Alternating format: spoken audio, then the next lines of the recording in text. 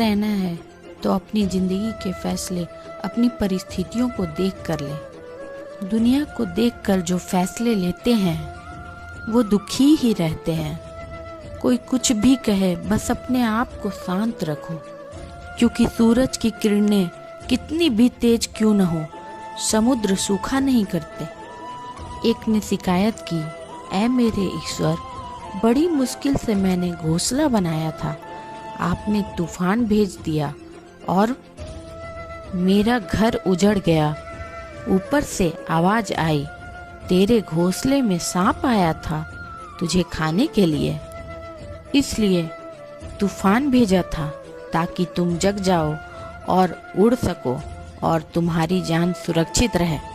हमारी जिंदगी में कितनी मुसीबतें आई हैं, हमें पता भी नहीं होता कि हमारा परमात्मा हमें किस तरह से परेशानी से बचाता है। मन की पीड़ा का कोई अंत नहीं, इसलिए दूसरों को कोसने से कोई लाभ नहीं है। इसका सबसे सरल उपाय है कि अपने मन को ईश्वर को समर्पित कर दो।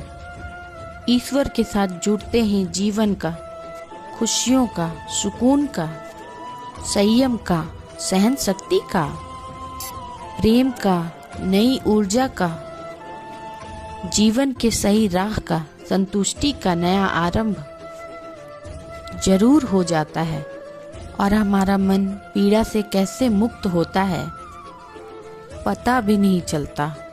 अगर प्रभु तुमसे ज्यादा इंतजार करवा रहे हैं तो तैयार रहना, वो उससे कहीं ज्यादा देने वाले हैं। जिस तरह लोग मुर्दे इंसान को कंधा देना पुण्य समझते हैं, काश इस तरह जिंदा इंसान को सहारा देना पुण्य समझने लगते तो जिंदगी काफी आसान हो जाती। मत सोच इतना कि जिंदगी के बारे में जिसने जिंदगी दी है उसने भी तो कुछ सोचा होगा ना। आपका बीता हुआ कल भले ही कष्टों से भरा हुआ हो, पर आने वाला कल आपके हाथों में है। मन अंधा होता है, इसके पास अपना कोई ज्ञान नहीं होता। मन कुछ नहीं जानता और ना ही सही मार्गदर्शन करता है। इसलिए आप अंधे मन की बातों को मानकर जरूरी कामों को टालना बंद कीजिए। आप हमेशा अपनी बुद्धि से काम लीजिए, मन से नहीं। मुंह पर सच बोल देने और गुस्सा करने वाले लोग उन लोगों से करोड़ों गुना बेहतर हैं जो आपके सामने कुछ और है, पीठ पीछे कुछ और है। किसी का दर्द समझने के लिए इंसान के अंदर इंसान होना जरूरी है। कौवा कोयल की आवाज को दबा सकता है, पर खुद की आवाज मधुर नहीं बना सकता। उसी तरह निंदा करने वाला व्यक्ति सज्जन को बदनाम कर सकता है, पर खुद सज्जन नहीं बन सकता। अगर अकेलापन है तो उसे एक वरदान समझो, क्योंकि परमात्मा ने तुम्हें खुद में सुधार लाने का थोड़ा अधिक समय दे दिया है। अकेले रहना सीख ले, क्योंकि कोई भी हमेशा के लिए आपके साथ नहीं रहेगा। जब आप बुद्धि के जरिए अपने जरूरी कामों को करना शुरू कर देंगे तो धीरे धीरे आपका मन आपका मित्र बनता चला जाएगा। लेकिन अभी आपका मन आपका दुश्मन बना हुआ है, जो आपको दिन पे दिन बर्बाद कर रहा है। मन से सोचें, कार्यों को मुंह से बाहर मत निकालें।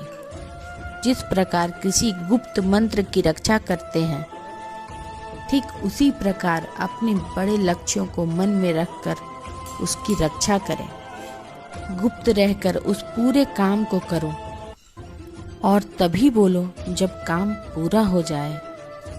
जब भी कोई बड़ी बात बड़े लक्ष्य की हो, केवल उन बातों को उन लोगों से बांटिए जो उन बातों को केवल अपने भीतर बचा के रखने का हौसला रखते हैं। यदि कभी आर्थिक स्थिति कमजोर हो जाए, यदि कभी बड़ा नुकसान हो जाए, यदि कभी सब कुछ चोरी हो जाए, नष्ट हो जाए, उस बात को अपने अंदर बचा कर रख लेना। अपनी कमजोर आर्थिक स्थिति की जानकारी अपने मित्रों को या अपने रिश्तेदारों को भी मत देना। सहानुभूति पाने के लिए भी 4 आंसू मत गिरना, क्योंकि याद रखो, अंदर भले ही कम हो, बाहर पूरा दम हो। क्योंकि यदि लोगों को पता चल जाएगा कि आपके पास पैसों की कमी है, आर्थिक स्थिति की दिक्कत है, वो अपना पैसा आर्थिक व्यवहार से निकाल लेंगे। जैसा भी हो, गुजर जाता है। कामयाब इंसान खुश रहे ना रहे, खुश रहने वाला इंसान कामयाब जरूर हो जाता है। किसी के साथ होना ही सबसे ज़्यादा कीमती हो जाए, वह रिश्ता जिंदगी का सबसे बड़ा हासिल होता है। जब सुखी हो तो भगवान को मत भूलना, और जब दुखी हो तो भगवान पर विश्वास रखना। उन्हें छोड़ देना उचित है जो आपके रहने का मूल्य नहीं जानते। यदि जगत में प्रत्येक कार्य मनुष्य द्वारा संभव होता तो मेरा अस्तित्व ही नहीं होता।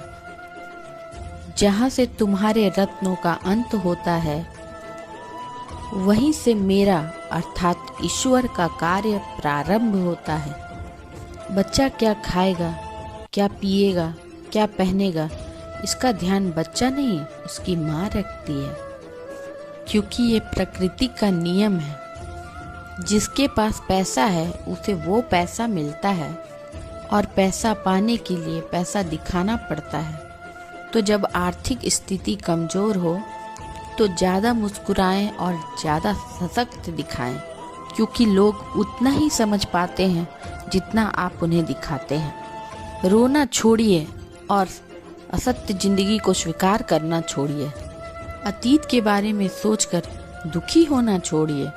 क्या नहीं है इसकी परवाह छोड़िए। कल क्या होगा इसकी चिंता करना छोड़िए। एक बात हमेशा याद रखें, पहले तो किसी मित्र पर विश्वास ना करें। यदि आपके आसपास ऐसे कोई लोग हैं जिनकी जीवन शैली लगातार नकारात्मक शैलियों में लिप्त है, वो कितने भी करीबी दोस्त क्यों ना हो, आज नहीं तो कल वो आपको नुकसान जरूर पहुंचाएंगे। जय श्री कृष्ण, जय श्रीमन नारायण।